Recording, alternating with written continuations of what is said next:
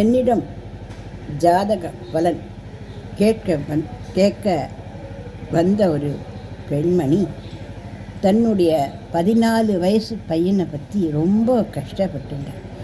என்ன கஷ்டம் அப்படின்னா, நல்லா படிச்சுட்டு இருந்தான் அந்த பையன், பிரமாதமாக படிச்சுட்டு இருந்தான். ஆனால் இந்த 9வது வகுப்பில் வந்ததுக்கப்புறம் அவன் என்ன காரணம்னே தெரியல, படிக்கவே மாட்டேன்றான், எழுதவே மாட்டேன்றான், எப்போ ஏதோ கவலையாக இருக்கான், விளையாடக்கூட போக மாட்டேங்கிறான். ஜாதகத்தில் என்ன சொல்கிறது அப்படிங்கிறத கொஞ்சம் பார்த்து சொல்லுங்கள். அவனுக்கு என்ன ஆச்சுன்னு தெரியலையே. எனக்கு மனநல டாக்டர்கிட்ட அழைச்சின்னு போகிறதுக்கெல்லாம் அவமானமாக இருக்குது. ஏன்னா அது மனநல பிரச்சனையாங்கிறது எனக்கு புரியல, இல்லை உடம்புல என்ன பிரச்சனைங்கிறது எனக்கு தெரியல அப்படின்னு அந்த அம்மா கேட்டால், நான் ஜாதகத்தை பார்த்துட்டு உங்கள் குழந்தை ரொம்ப பருமனாக இருப்பானம்மா கேட்டேன். ஆமாம், கொஞ்சம் பருமனாக தான் இருப்பான் அப்படின்னு சொன்னேன்.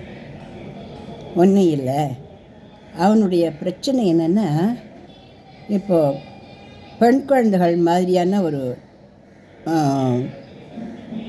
உடம்பு மார்பினுடைய ஒரு பிரச்சனை அவனுக்கு இருக்குது. அது உண்மையா கேட்டேன். ஆமாம், கொஞ்சம் அவனுக்கு அப்படிதான், அவன் கொஞ்சம் அப்படிதான் இருக்கான். நான் பரிங்கினிலாம் போட்டு மேலே ஷர்ட்டுலாம் போட்டுனா அவ்வளோவா இல்லை, ஆனால் கூட கொஞ்சம் எடுப்பாக தான் இருக்குது உடம்பு கொஞ்சம் அவனுக்கு அப்படி நான் சொன்னேன். அதுதான் பிரச்சனை. ஒரு சின்ன விஷயம் அப்படின்னு நாம் நினைக்கிறோம் வழிய, குழந்தைகளை பற்றின வரைக்கும் அந்த சின்ன பிரச்சனையாக அவளுக்கு மனசில் பெரிய பிரச்சனையாக இருக்கும். இதுக்கு நீங்கள்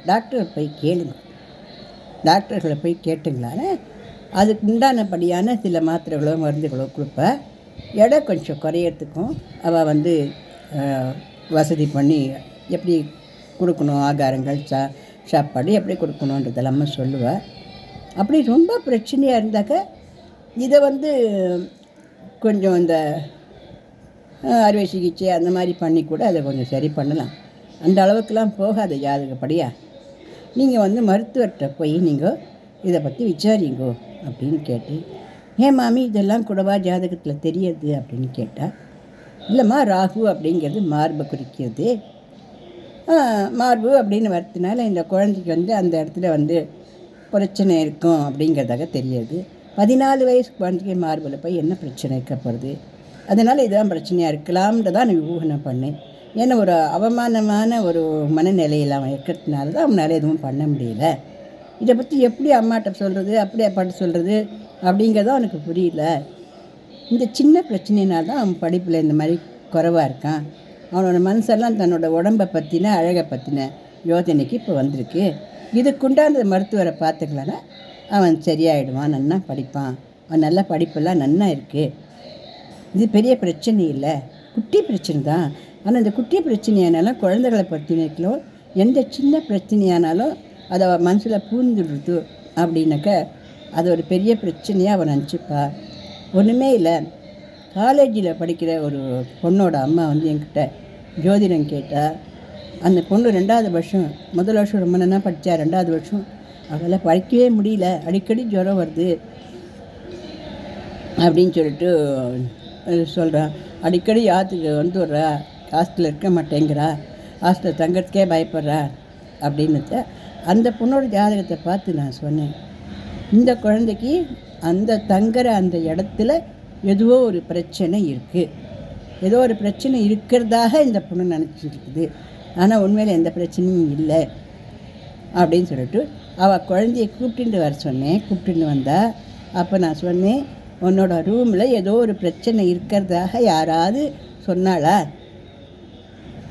உண்மையை சொல்லுடாக்கண்ணா, என்ன பிரச்சனை உனக்கு என்கிட்ட சொல்லு அப்படின்னு சொன்னேன். அப்போ அந்த பொண்ணு சொல்லுது, மாமி சொல்லவே ரொம்ப பயமாக இருக்குது. நான் தங்கியிருந்தேன்ல இந்த அறையில் ஒரு பொண்ணு தூக்கி போட்டு செத்து போயிட்டாலாம். அந்த பொண்ணோட ஆவி ராத்திரியில் அங்கே வருது மாமி. எந்த ஆவியும் பூதமும் சினிமா ட்ராமாவில் வர மாதிரி ஒருத்தர் மேலேருந்து ஒருத்தர் மேலே வந்தெல்லாம் வர முடியாதுமா கண்ணா. அதில் எந்த பொண்ணு ஏதாவது பண்ணிகிட்டு இருக்கலாம், அது கூட பண்ணக்கூடாது, ஏதோ ஆயிருக்கலாம். அதனால் உனக்கு எந்த பிரச்சனையுமே வராது.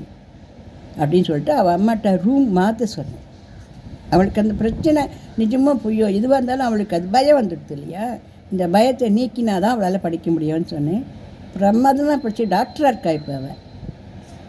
அதனால் குழந்தைகளுக்கு சின்ன ஒரு பிரச்சனையாக இருந்தாலும் நம்ம கவனித்து அவள் எதனால் கஷ்டப்படுறாங்கிறத நம்ம சரிப்படுத்திட்டோம்னா, குழந்தைகள் எல்லாமே திறமைசாலிகள் தான்.